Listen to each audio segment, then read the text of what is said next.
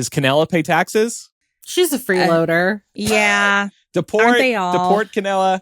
Oh, well, she's an immigrant. Hashtag show Canella's papers. Oh my God. Show her birth certificate. Release the birth certificate. Welcome to Millennial, the home of pretend adulting and real talk. I'm Andrew. I'm Laura. And I'm Pamela. And some real talk, the new Instagram map, not actually sharing your location by default. This rumor's been running out of control. I've been seeing this all over social media to the point where Instagram had Adam Mosseri was replying to all these random people being like, no, it's not true. We're not sharing your location by default. So don't worry about it. Anybody who maybe has been panicking. Have y'all seen how people have been freaking out? Yeah, it's been all over my Facebook feed.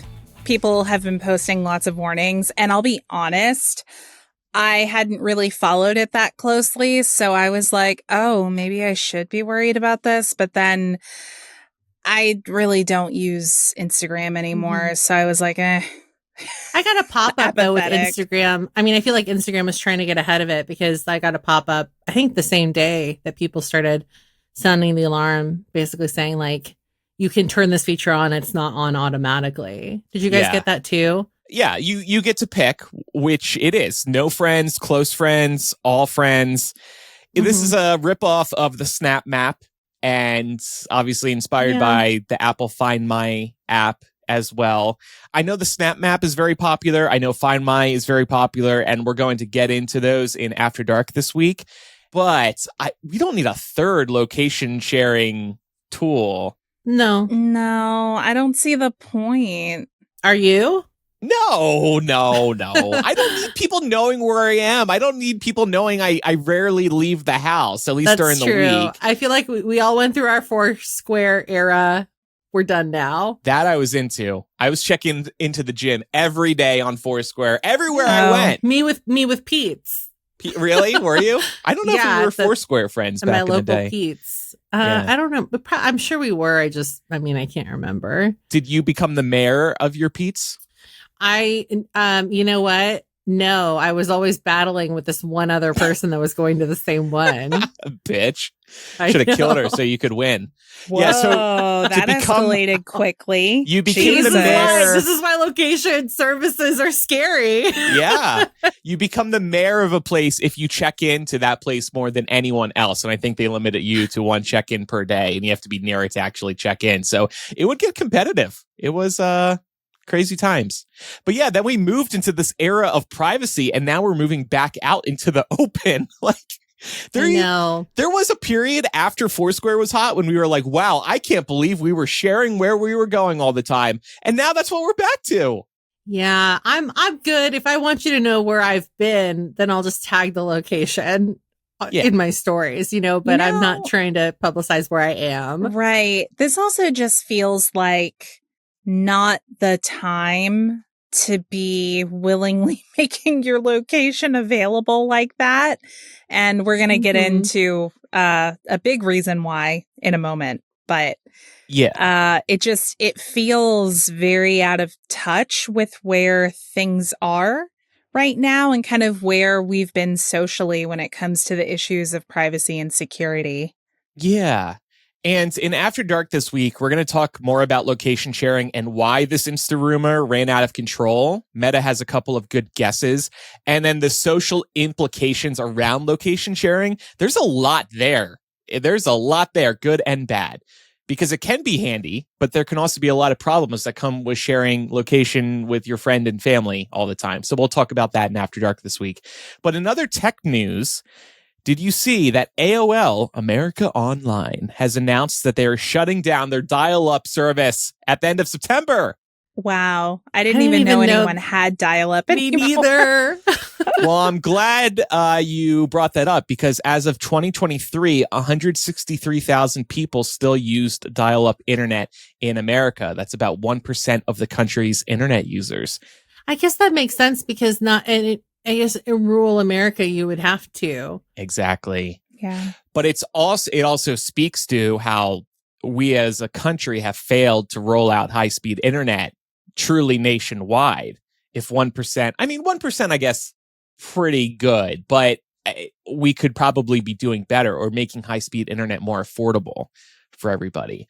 So I don't know what those people are going to do. Yeah. I mean, at this point, I feel like they talk about this a lot from an education standpoint for kids, that go to school and stuff.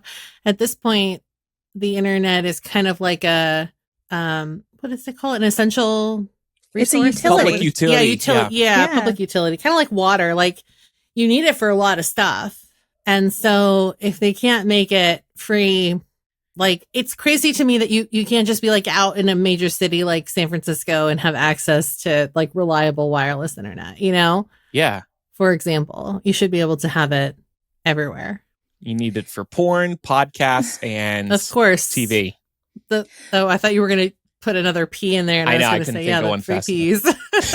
Well, and if you go to other developed countries in major cities, they do have publicly available internet. I'm thinking about London, for example. I know there are publicly available hubs spread throughout the city, and I know that's not the only place.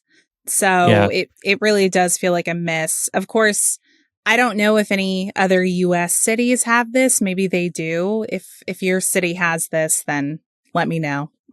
I've been to some cities, I can't remember off the top of my head, that have publicly accessible, but does it totally blanket the city? I don't really think so. No. Maybe in like their parks and whatnot, you can find this free Wi-Fi, and it's always refreshing to see. But yeah, normally I think people are just relying on like Starbucks Wi-Fi when they're traveling, or McDonald's, places like that. Mm-hmm. For you two, was AOL your first dial-up service? That was mine. Yeah. It must have been, but it was so long ago, I don't exactly remember. I do remember when we first got internet, hearing that classic "You've got mail" message like playing from my parents' computer. So I know we had AOL. I guess that's what it was. Do do do do do do do. Yeah. Do do do do. Only people Welcome. over 35 will recognize. I was going to say, can you believe there are kids that like wouldn't know what all that sound was? I run noise removal tools on our voices, so that might not even come through on the final. Too much white noise. James is bringing up another one that was pretty popular, Netscape Navigator.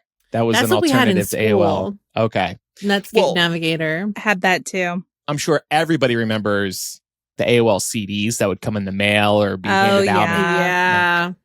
And it would always be like 115,000 minutes free or whatever. Free? Yeah. What? Whoa, that's so much time on the internet. Now it's like we're never off of it thanks to our phones. It's crazy that like you like it used to boot you off if a call came through. That's right. I Did remember it kick you that. off? I remember you couldn't use it simultaneously while making a phone call. Yeah, like if somebody picked up the phone or something. Yeah. It would boot you off. Yeah. Wow. Rough times on the internet. I remember nerdy little Andrew was so excited every time AOL released a new version. AOL 3.0, 4.0, 5.0. The app just got sexier with every iteration. I was like, whoa, this is so high tech. It's so blue and shiny. Seriously, It was so exciting to me. I still remember those days. This is like an Andrew Core moment, and it really explains why you were so excited for Mac OS releases back in the day. Like, not saying you're not excited now, but AOL. Yeah. Well, I remember a time when we would physically go to the Apple store to buy the latest OS because they weren't digital downloads, right? Yeah. Oh, that's right. You had to upgrade them with a software. Yep. Yeah. Wow. Well, and actually, I just remember too, in the earliest days of MuggleCast, we released what we called low bandwidth editions of MuggleCast. That's right. So that people who were trying to download it with a dial-up connection could download it faster. The audio quality was worse, but we just wanted to make it a little easier. Because I think by 2005, which is when we launched the podcast, 20 years ago this month, by the way, we had high-speed internet. Right? Because I was podcasting in my bedroom via new technology called Wi-Fi. Yeah, we did at home too. Although I will say, I remember my first episode of MuggleCast, my audio was absolute shit. It wasn't because of my internet. It was because of my mic setup. I had like the world's worst headset that I tried to make do with. And we all did, girl. It's okay. I know, but in particular, I sounded like I was at the bottom of the ocean, like in the Titan submersible. Like it sounded rough. I always remember the wind tunnel was the worst. Like when you would record a episode and then somebody would be in a wind tunnel and you didn't catch it until after the files came through. We also lost Skype earlier this year, right? They shut down earlier. Yeah. Two pillars of the early internet days. Yeah, but I feel like Skype just rolled over and died of its own accord. That's like they didn't try to fight very hard. Yeah. Microsoft just let it finally kick the bucket. Let it die. Yeah. Well, and we did say goodbye to AOL Instant Messenger in the last couple of years, right? I know that was a touchstone for all of us because that's where all of our friendships began. It was a big friendships, crushes. Yeah. Stayed in touch with family that way. Yeah. Yeah.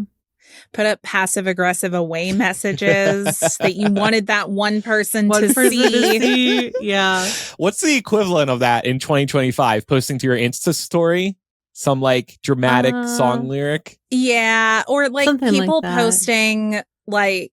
Or like subtweeting. Well, I guess that's like kind of over now because Twitter's kind of over. Right.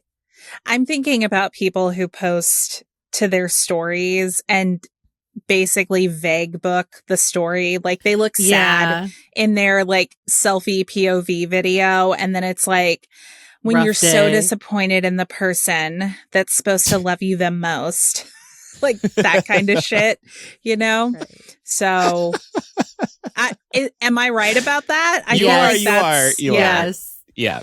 RIP AOL dial-up internet. I hope the remaining people who still use it find a good solution. Onward we go into this internet age. Well, this show is brought to you by listeners like you. So please visit patreon.com/millennial to support us for as little as $5 a month. And you can get instant access to perks like After Dark. You can also get access to ad-free episodes, our live streams, and a lot more. Visit patreon.com/millennial and get started today with a 7-day free trial to check out all of our bonus content, including After Dark. And if you sign up for an annual subscription, you'll get 15% off your membership, which equals 2 months free. Other ways to support us include visiting shop.millennialshow.com, where you can pick up official show gear, telling a fellow millennial about the show, and making sure you're following us on your favorite podcast app. We're going to take a quick break, and then we'll be right back. No fun tease for this next segment. No, it's fine.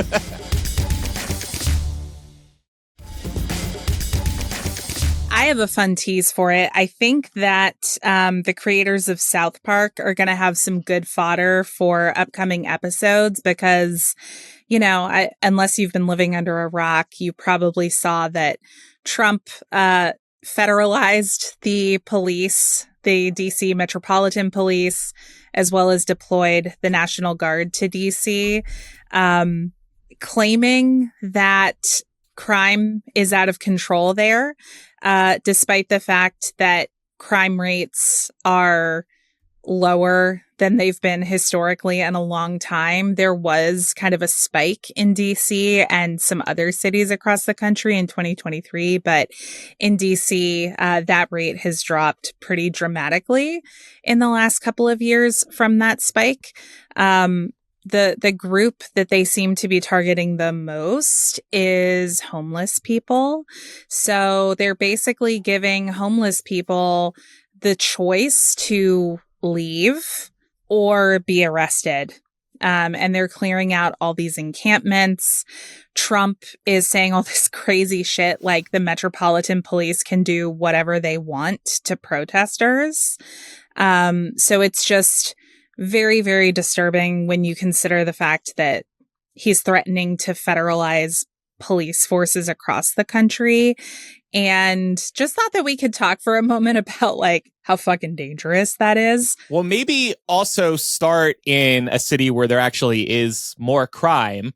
I've seen people observe that where there is more crime compared to DC tend to be red states. But of course, he's not focused on those. He's just focused on his backyard, which is very heavily blue. DC is. Mm-hmm. I just feel like this has to be trickle down from the fact that it didn't work when he tried it in Los Angeles out here on the West Coast because people heavily protested. And now that's why he's trying to strong arm doing this in DC in his own backyard per what Andrew's words were. And then also, tacking on really dangerous blanket statements like they can do whatever they want to you and it'll be legalized. Like, that's insane. Right. Also, protesting is still protected under the First Amendment. So, yeah, for now. But it's just, I mean, it's so clear. Like, I feel like I've seen a lot of rhetoric from people around this that are like, the courts will never let it stand. And I'm just like, the courts are ineffective. Can we just admit that hold him at this point? Yeah, he doesn't give a shit. Well, and he already found a loophole. Some old acts where he gets to do this if he wishes to. Yeah. You know what's really funny, though? His excuse for not doing this on January 6th was that he couldn't. And he blamed because he wasn't Nancy. President. He was still president. Yeah. But is that what he's saying? Like, oh, like I was already on my way out. So no, he was trying to say that it was Pelosi's job to make this call at the time, which like, no, it wasn't. But yeah, it's just funny seeing, oh, you can mobilize the National Guard and you can federalize the Metropolitan Police when it suits you. But when it's, your camp breaking into the Capitol and smearing shit on the walls and threatening people who work there and killing Metropolitan police officers who work there were heavily injured and died. But like, you couldn't do anything then because it was your camp.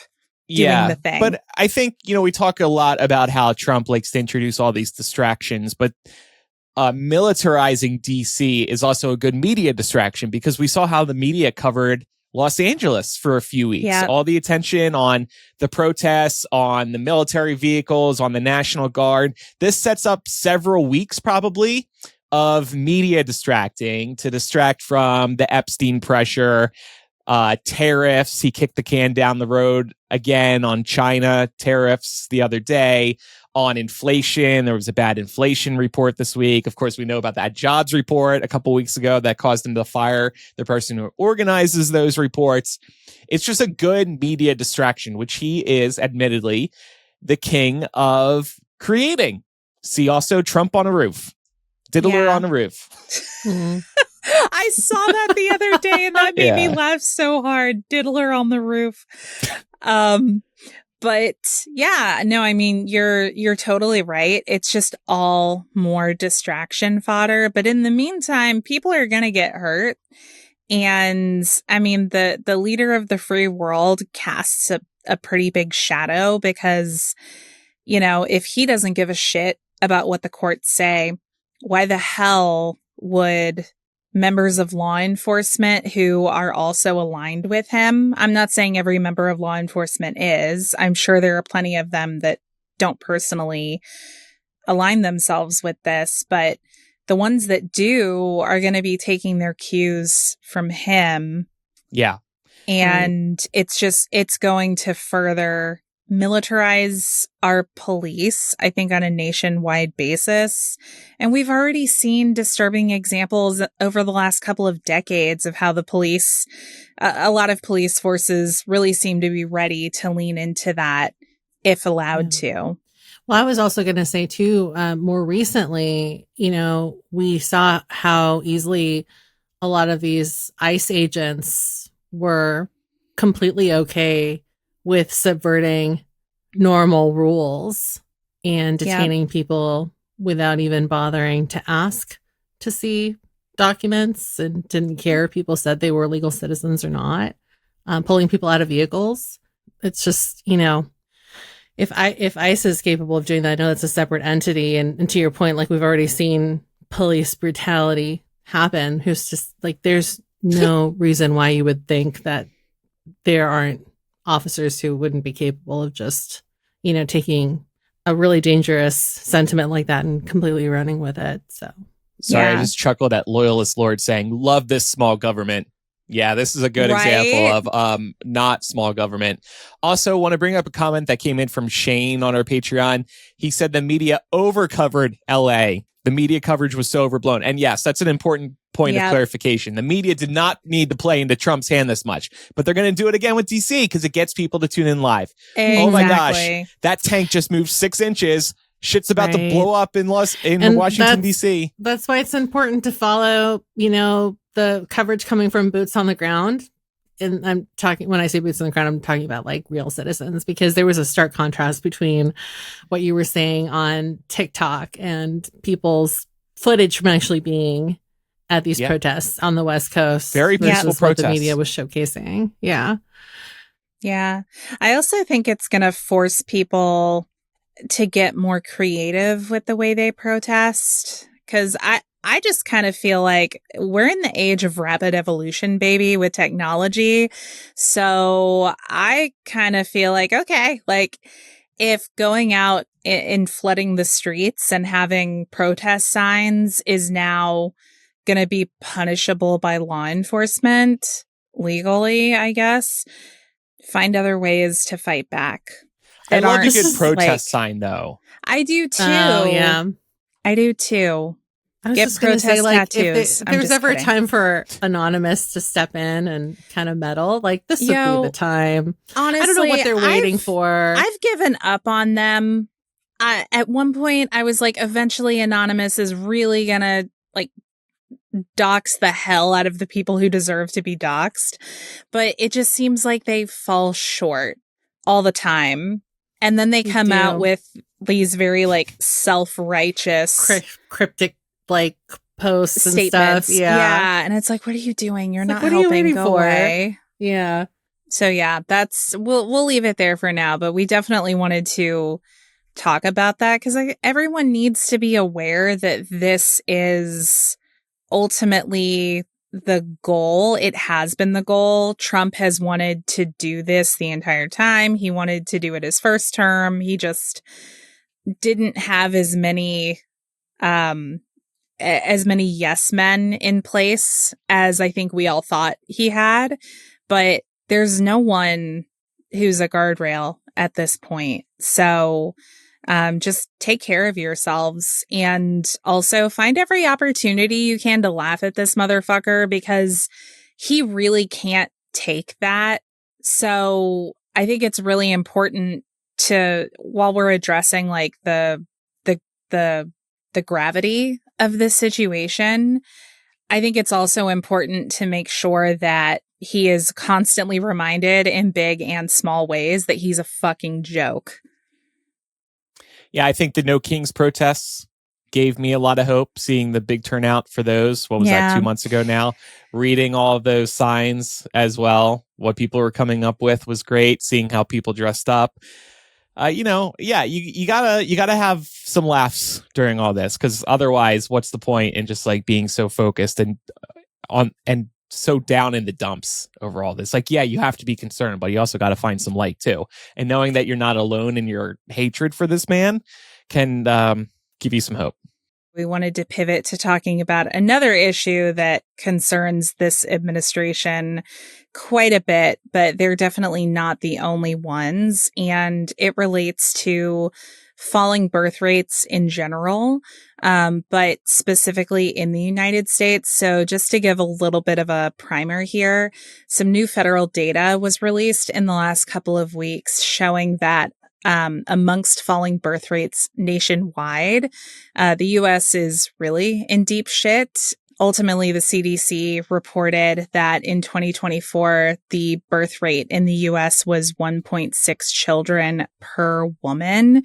To put that in perspective, the birth rate that would ensure that each generation would be able to replace itself effectively would be 2.1 children per woman. So that rate has been slipping, honestly, over the last couple of decades. It's not even just in recent years that it's been happening. There are a lot of social factors that tie into this, like the fact that people are getting married later, people are choosing to have children later, and obviously more people than ever historically are choosing not to have children at all. Wanted to see if y'all have heard any of the chatter about this. I feel like it's been a really common drumbeat in like the pronatalism, right wing type circles, if you're paying attention to what a lot of their talking heads are pushing. And I think that this probably also feeds into the rise of the trad wife trend that's gotten very big with a lot of young people, What is which that? was, the traditional wife trend, basically. Trad. I heard Chad wife, like CHAD. I'm like, I mean, that could fit too. Like a trad wife for Chad. Sure, yeah. Chad's trad wife. Or Chad's now a wife. I don't know. Yeah. Stay-at-home husband. I actually hadn't heard that it was like so dire that they were worried about it. You know, I think that for a long time, what we saw were headlines about overpopulation and trying to figure out where we were going to put all these people. So this is an extreme pivot in a very short amount of time in the grand scheme of things. But I mean, I think that you're going to cover this a little bit later on, so I don't want to get too ahead of ourselves. I think there's a lot of different reasons why people are not wanting to have kids, and for good reason. And also, this country is not really set up to support women that choose to be mothers, or families that choose to have children. Yeah. So, yeah, we are behind when you look at how other countries encourage their citizens to have children. I do see it as a problem in the future that we all should probably just be keeping an eye on. There's nothing I'm going to actively do about it, though. Yeah. No, and I mean, like, I think that's where it gets tough because, yes, I think we can all agree that if, you know, we get to a point where we have more deaths than births, I think over a sustained period of time, that probably is a problem. And to that point, the Congressional Budget Office is predicting that deaths will outnumber births in the United States by 2033. So that is very, very close. Another interesting statistic that I read actually came out of Japan, so not relevant necessarily to this conversation, but it was reported that in Japan, sales of adult diapers last year outnumbered sales of baby diapers. Damn. Because this is also, it's a global issue. The birth rate is falling across the world. And to your point, Pam, there are a lot of different reasons for that. But this pronatalism movement really tends to want to look at it as a binary issue where they're like blaming abortion access, or they're blaming the advancements that women have made in being able to pursue careers, and that contributing to, you know, women choosing to have children later in life, or perhaps not at all. And ultimately, they want to pin that on the fact that, you know, women under the age of 30 in particular have seen a significant drop off in the amount of children that they're having in this country. And there are those on, I would say, on the left who are really latching onto this opportunity to kind of make light of the fact that there is a worldwide movement, it seems, towards remaining child-free. And they tend to see it as society sticking it to really bad economic and public policy, ultimately breeding this problem. And on the one hand, I'm there for it because I'm like, fuck yeah, you want to take away our rights. You want to make it harder for us to navigate society. You want to make it harder for us to afford things, including having children. Guess what's going to happen, bitch? Like, you made your bed, now lie in it. But there is something to be said for the fact that when we pay into Social Security right now in this country, that's not money that we're going to see when we're old. That's money that old people now are getting. So the way that program works is you do need a working class to support programs like these. And I think it's not an unreasonable concern to have about like what's going to happen to us when our time comes to be able to retire and say like it's my turn to have the younger generation pay for me. Basically, if there isn't as robust of a younger generation. But also I feel like we put too much stock in forcing other people to take care of the elderly. What do you mean by that? I just think that like it's like even with Laura saying like feeding into Social Security money that we'll never see, that's going towards helping retired people sustain themselves, you know. So the system shouldn't be set up that way later in life. No, I do. I mean, I think that something needs to change. I don't know if that just means that like maybe the government sets up more affordable like senior living centers and like steps in to try and help. But I just feel like putting it all on the youth of the generation to take care of the elderly and the dying is just asking a lot of anybody. And it is. Individually, I think that we see that even like if we have parents that are helping our grandparents, like it's a lot for just one person to try and help, you know, and putting it on an entire generation, regardless of whether you have elderly people in your life or not, is asking a lot. Just thinking about Social Security, I think it's important for us maybe as millennials, Gen Zers, to just be as forward thinking as possible when it comes to financially planning for the future, because there's real concerns that Social Security is going to run out by the time we can retire. And then what do we do? And so I'm trying to keep that in mind right now in terms of saving for retirement, because I don't trust that Social Security is going to be there. Yeah, I know that we've all like made our own personal strides to try and save, but I also just feel like we need to recognize that that's not feasible for everybody. Yeah. And it's not feasible for everybody in our generation. It's really hard to save money if you're in debt in any way. Or if you don't have a well-paying job where you can set aside, like a lot of people live paycheck to paycheck for whatever reason. So, I think it's a privilege to be able to do that and to provide for yourself in that way. And that doesn't necessarily mean that people, you know, are bad with finances. Sometimes you just get dealt a shitty card. Oh, yeah, I know. Yeah. I get it. I'm just saying, like, with the benefit of having so much time until we retire. Yeah. And hopefully we're not working our whole lives. We will be. However, anybody can save a little bit. Yeah. Now. No, of course. You say that, Laura, but I'm planning on like just living in the woods at some point. Build my own cabin. You know what I think about this every time I walk in on Mama G watching those like what is it called, like the homesteaders.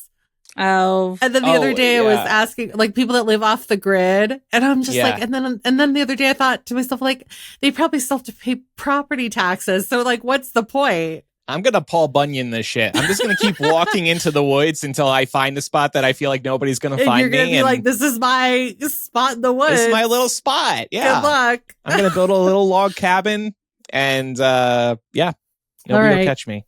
That's my backup. Well, maybe plan. Laura and I will join you, because if not, we'll have to work until we're dead. So.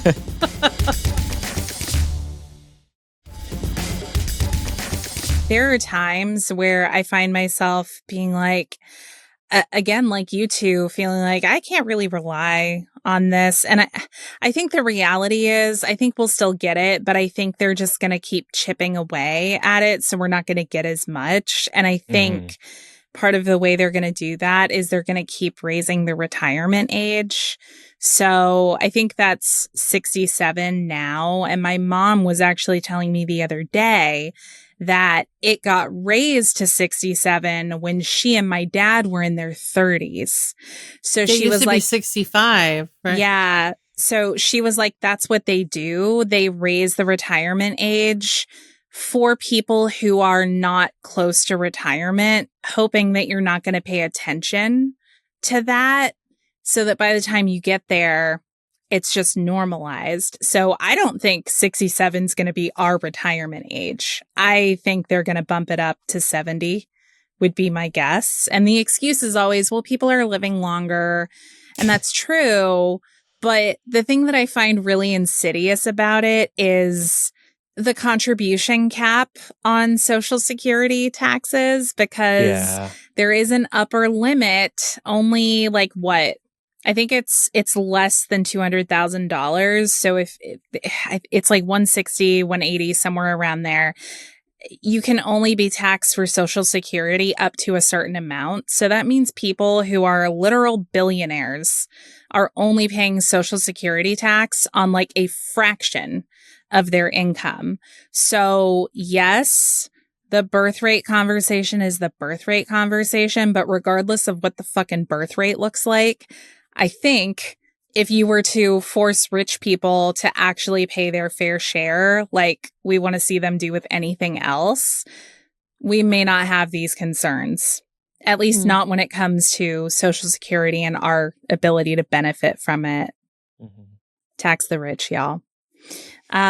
Something else that factors into this conversation is the abortion angle. We know that, I mean, we even saw in the decision that came from the court overturning Roe that, you know, Clarence Thomas and I think Amy Coney Barrett both referred to the need to have a working class and the need to produce American taxpayers. And a lot of those perspectives are really born of studies that came out in a post Roe world in which Roe was, you know, still a thing, like this 1999 analysis, which you can actually read on the National Institutes of Health website, that basically asserted that the impact of abortion legalization on the U.S. birth rate resulted in 440,000 less births per year. So their ultimate finding was, hey, full recriminalization of the abortion procedure nationwide would result in all of these extra births. So Laura's pro-life is what I'm hearing. Why are you bringing this up, Laura? No, I didn't say it was a good analysis. I'm getting to it. I'm getting to it because anti-abortion advocates really like to latch on to these kind of findings without acknowledging the limitations. So anytime you read a study, y'all, if it's a reputable study, it should have a section called limitations towards the end, in which it details for you the extent to which you can apply these findings generally. And this analysis admitted that one, there's no way to track shifting abortion rates pre-Roe, since those abortions were illegal and thus unreported. So it's like a false equivalency for people to try and say, oh, well, the birth rate was higher before Roe v. Wade and it got lower after Roe v. Wade. Therefore, Roe v. Wade killed the U.S. birth rate. And it's like, no, people were having abortions before that. It was just killing a lot of women because those procedures were not safe and they were not legal. They also, in their own study, acknowledge that you can't apply a singular reason to explain falling birth rates. There are a lot of socioeconomic and sociocultural reasons why the birth rate has shifted over time. I think I was reading back in the 60s, the birth rate was like 3.5 kids per woman. So that's, I mean, a pretty significant decrease since then. But you have to consider the fact that contraceptives have gotten better since then. Healthcare has gotten better since then. Teenage pregnancy has decreased since then. So there are lots. Teen Mom. Yeah, like there are lots of different reasons that sort of add up to why this is what it is. And where this abortion argument, pro-life argument, falls apart for me is if you can't put a child into the world and raise a child to be successful or have a good future, then what is that going to do to contribute to society? Because we want to make more taxpayers, Andrew. Duh. Great reason to create a whole other human being. I really want to birth a child so that it will one day have to pay taxes. That's my dream. That's what you think of at night. American dream. Your mother says to you, like, Laura, when will you have a child already? So I can raise a tax-paying granddaughter or grandson. Well, I have given her a grandpuppy. And there you go. Does Canella pay taxes? She's a freeloader. Yeah. Deport Canella. Oh, well, she's an immigrant. Yeah. So this has been my joke. I've been so Canella literally has papers because I had to get them to bring her. I want to see them. Show Canella's papers. Oh my God. Show her birth certificate. Release the birth certificate. Release the dog certificate. Something else I also wanted to point out is that most states did see an increase in births following the overturning of Roe v. Wade, but they also saw increases in infant and maternal mortality. So like, you want more births, but we're okay if more births equals more dead babies. That's what it feels like they're saying here. It just feels like it goes back to that pro-birth mentality where it's like, once you're out of the womb, we don't give a fuck about you. Pull yourself up by your bootstraps, bitch. Like, that is the mood that we have coming from these people. The right cares about babies until they're born, and then they stop caring about babies. I got to stop saying pro-life, by the way. Pro-birth. Pro-life is pro-life verbiage. And there's so much that, like, we could do to make birthing more enticing. Like, maybe start off by making birthing free instead of slapping somebody with a huge ass bill at the end. Yeah, tens of thousands of dollars. Like, are you kidding me? Baby. I have to go destroy my body, and then you're gonna charge me $10,000 for the privilege? I don't think so. Yeah, of raising a new taxpayer. That's not even like considering all the doctor's appointments you have to have leading up to the birth. Yeah, and make no all drinking. that free for starters. No drinking for 9 months. Yeah, no eating sushi. What would win you two over? A free gin and soda after you have the child? After? No. Yeah, after. A celebratory cocktail from courtesy of Hooters. Do they bring it to me in like the birthing room? God. They're like in one of those hospital pictures. You know? Oh my God. Yes. God. Yeah. What would incentivize you to? I'm trying to figure out what would incentivize you to. Well, I'm telling you, start off by making the entire process completely free. Yes, that's a good start. Yeah. All the doctor's appointments, any like prenatal, like free school, free college, free school supplies. Yeah. More maternity leave, free childcare. That's a big one right there. Better childcare tax credit. Yeah. All that. Yeah. Start there. Yeah. Well, and you know what's really ironic?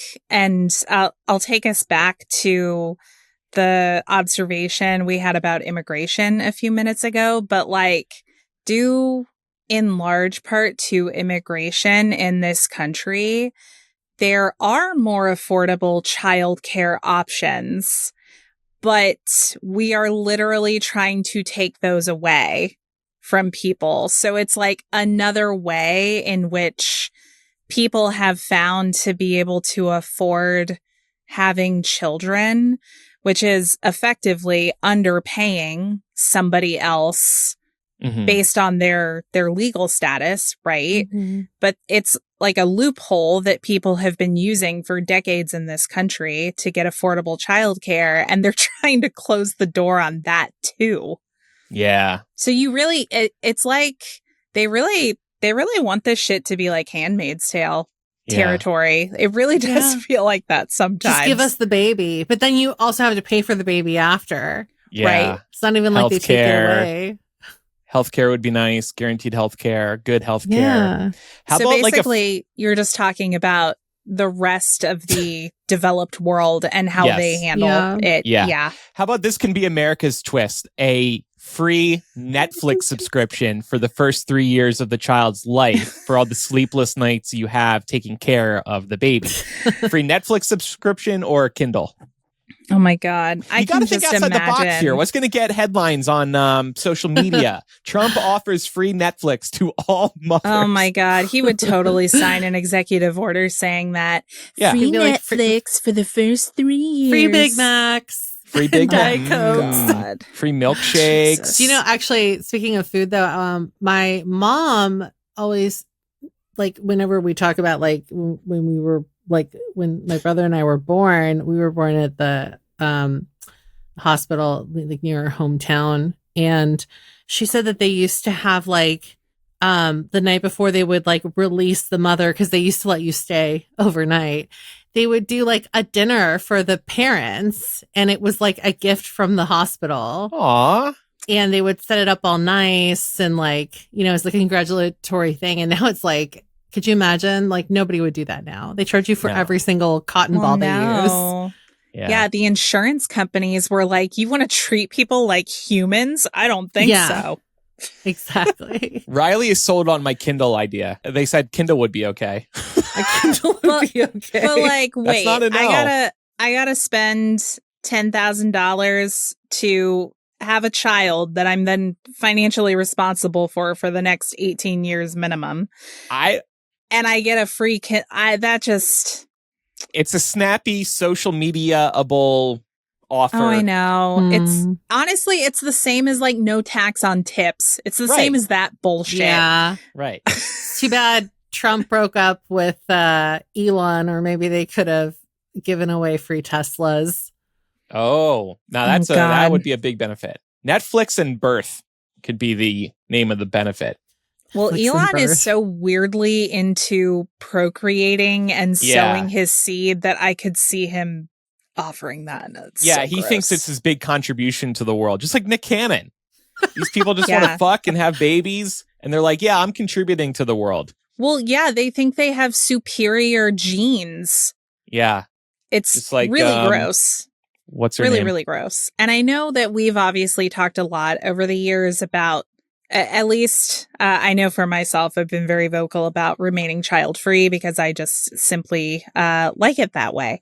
But beyond our own reasoning, I'm wondering if we've had friends or family members express their concerns about whether or not to have children, and, what kinds of things we're most commonly hearing. And I also have some examples here we can talk through from Pew Research Center, which also looked at the top reasons why people under the age of 50 are not having children, which I think some of these could probably relate to things that we feel or things that we've heard from others. What was I just saying? And look what's in this Pew survey. No free Netflix. 20% of people said that's the reason they're not having a child. Should I text my sister and ask her if she'd pop out another one if they gave her free Netflix? There should be a study that looks at, like, what's like the top thing you would want that would make you want to have a baby. And I'm not talking about stupid stuff like Netflix. I'm talking about healthcare, hospital stay being covered, stuff like that. I'd be curious to see how those all rank. But for me, like, it's nothing we haven't talked about before. I feel more financially comfortable not having a child. I do worry about putting a child through this current world. It's a huge responsibility. I like having my free time for me. I like not coming home and having to worry about a child. The dog is enough of a responsibility when I travel, having to worry about what I'm going to be doing with Brooklyn and Finn. Right. So, that alone is just a very little taste of what having a child would be like. And I'm okay with the responsibilities that come with the dog, but nothing more than that. Yeah. I mean, I just don't want that. Like, I just genuinely do not want them. I like kids. I like other people's kids. But I don't want, like you said, Andrew, I don't want the responsibility. And I just feel like it is very irresponsible to bring a child into the world if you definitely know that you do not want one. Yeah. Pam, do you want kids or kid? I don't know. I think I always thought, because here's the thing. I think when you grow up, you don't realize that you're not supposed to have them if you're a girl. Does that make sense to you, Laura? I don't know if maybe that's just like my family's thing, but I think that it's just because like you see, like your mom had kids and your grandma had kids and your aunts and uncles have kids. So you just like assume. Well, and people make assumptions. Exactly. That you'll just get married. Like people talk about weddings and stuff around. Like that's the kind of stuff they talk to little girls about. They give you dolls so that you pretend like you're a mom. And so you just assume you're going to have one. So like, and then my mom had kids young. So I think I always just assumed that I would also have kids young. And it's just like a complicated thing. Like, I don't think I would be like a bad mom, but I do think it's very expensive to have children. And also being a child of divorce, I wouldn't want to like do that by myself. And so half of it too is just like, aside from it being very expensive, it would have to be like with the right person. That's a huge thing for me because it's really hard to raise a kid by yourself. And I've seen women in my family do it. So even if it's just one. Well, to your point, Pam, and we can talk through some of these examples, 24% of people in this Pew study said that they didn't have kids because they haven't found the right partner. And that's a huge thing, right? I mean, I don't know that necessarily we encourage people to think about it that way socially, but you really should. Like, well, so like... maybe I shouldn't say this on air. It's fine. I mean, like, it's nothing that we don't know, but like so I have a niece and I have a nephew. My sister's partner, great guy. She got lucky, even though the nephew was a happy accident. My brother barely gets along with my niece's mother. And that's tough. Like, she was also unexpected. So like, they're making it work. And she's happy, which is great. But he would not have chosen her for like his co-parenting partner if he had the choice, clearly.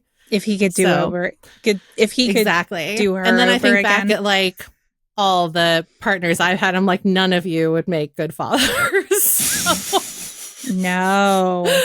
I'm glad I didn't have, an accident that I would have chosen to keep, basically. But it's like I admire them for still having the kids, and we love them so much. Like they have a lot of love, of course, surrounding them. But yeah, it's like you never know if it's going to work.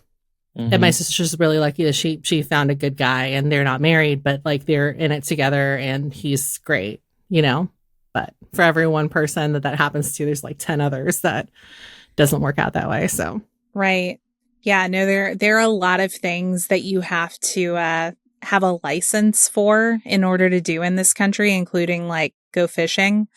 But you don't have to have any qualifications to make a child.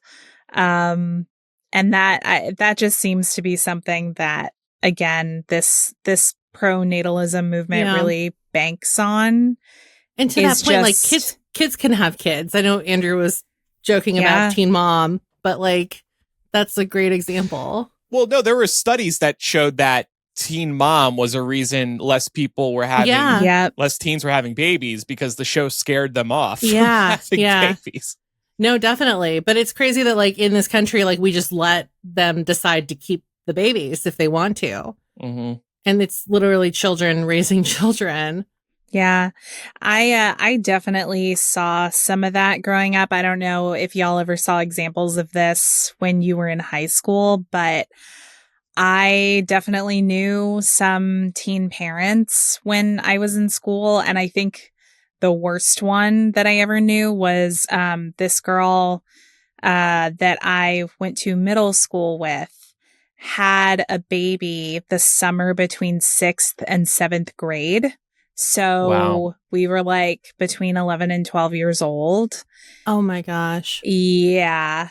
And I mean, I think her family was behind her in supporting the child. And I don't know what the circumstances were. I don't know like whose choice it was, if she was allowed a choice or not. But that is way too young to be having a baby. Like that, a 10-year age gap effectively between mother and child is just like, that is fucking draconian. And I'm trying to think. I don't think that we had, at least when I was in high school, anybody that got knocked up.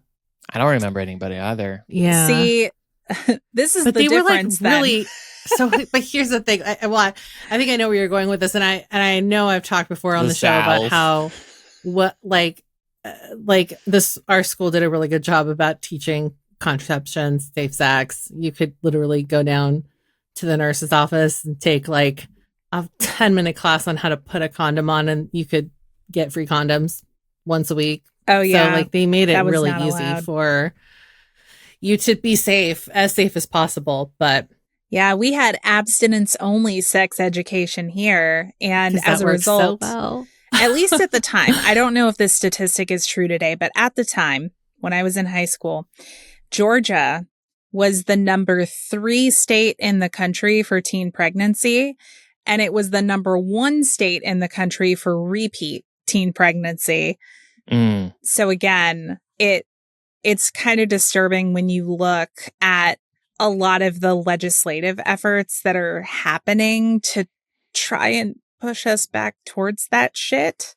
Because that's where I think we could get some gains with the birth rate if we started encouraging these habits that just aren't healthy for society or for individuals, let alone children.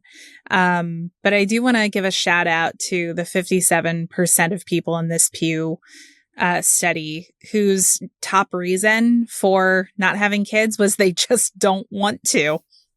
That was verbatim the reason in the survey, by the way. I just don't want to. Heavily relate to that. I like that we've reached a point where that's an acceptable answer, because I think before it's like, I think a lot of, especially a lot of older people, just don't take that at face value. They're like, there has to be another reason why, but some people just don't want kids. Yeah. Number 2 on there was wanting to focus on other things. So Andrew, I think that's probably a very you type answer. So I know that we talked at the top of this discussion about some things that could maybe incentivize people to want to have kids. And so I thought we could wrap this up by just visiting a couple of the efforts that the administration seems to want to sign up for. Of course, we've all heard about Trump's accounts for newborns. He's going to put $1,000 in accounts. And I think it was only for babies born in 2020, like starting January 1st, 2025. If you were born before that, fuck you. You were born under Biden. But they're going to put $1,000 in these accounts, allegedly. And I just thought it was really cute that he loved Hillary Clinton's idea from 2007 so much that he stole it. Because she had this idea, except the amount was $5,000. So Baby bonds. That's a fun name. Yeah. $1,000 does seem small, and it is. But if that does compound until, I don't know what age, 21, 30, 18. Whatever, 18, that could be a pretty nice chunk of money. So, but yeah, it's just, and he's calling it a Trump account. That just, obviously, it puts a really bad taste in my mouth. So yeah, actually, I think that is a good policy move, showing that the country wants to reinvest in babies being born. I think it's a good idea.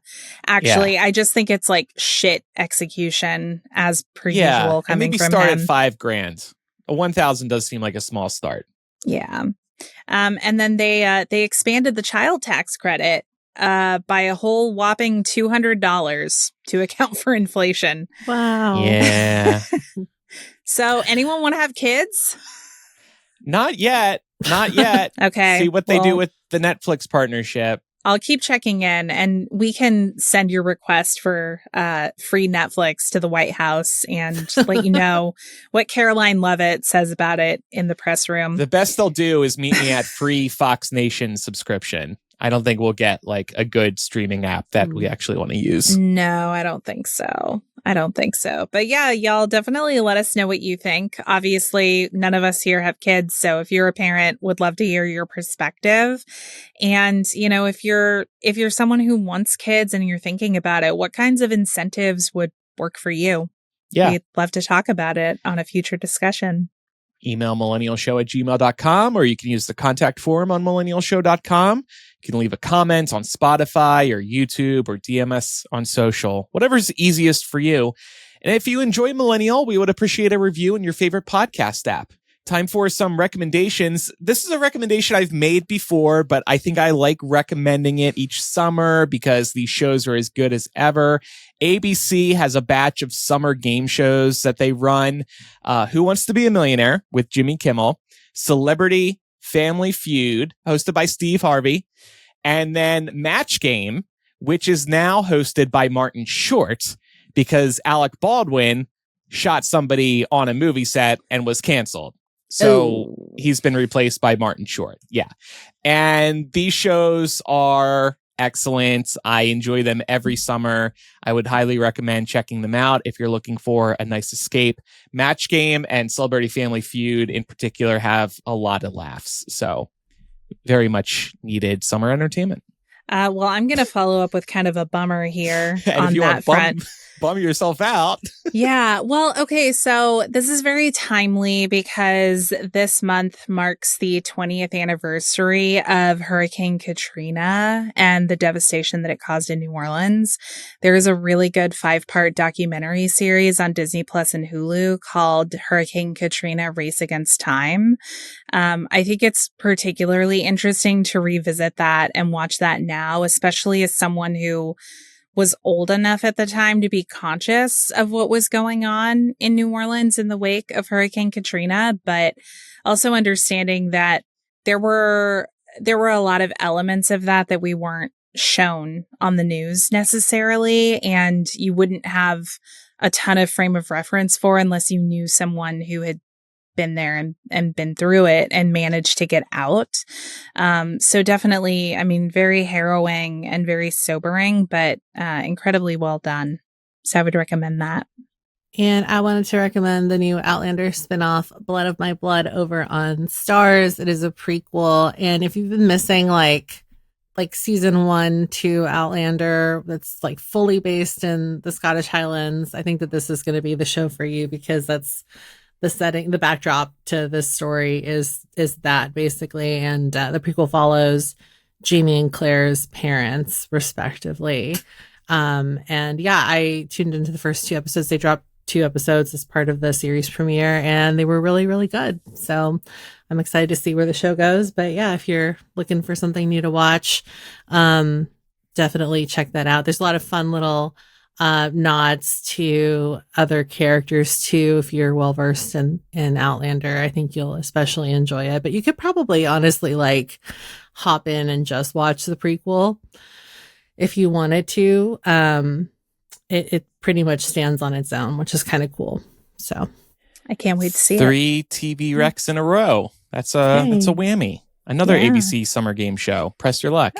No whammies. I don't understand how that show works. Like I tried to watch it. It's like I think I'm overthinking it. It's just like you stop it, and if you land on a bad space, you lose. It's in the name, press your luck. Yeah, like you can go for more money or risk losing it. But I'm like, I think you are. What's the point of the game? It's just pushing a button. That one's hosted by Elizabeth Banks, by the way, which pretty cool casting idea. All right, After Dark starts in a moment for patrons and Apple Podcast subscribers. Thanks, everyone, for listening. I'm Andrew. I'm Laura. And I'm Pamela. Bye, everyone. Bye.